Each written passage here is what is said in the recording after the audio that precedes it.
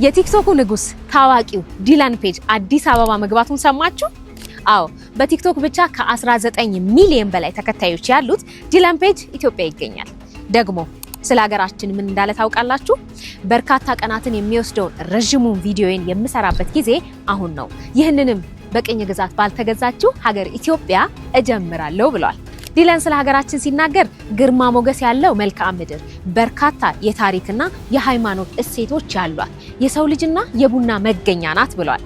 ለተከታዮቹ ከምነግራችሁ ይልቅ በአካል ባሳያችሁ ይሻላል ሲል ትልቅ ቀጠሮ ይዟል። ኢትዮጵያ ውስጥ በርካታ የአርሰናል ደጋፊዎች እንዳሉ የሰማው ዲላን ፔጅ ከነርሱ ጋር ልዩ ጊዜ ለማሳለፍ ቀጠሮ ይዟል።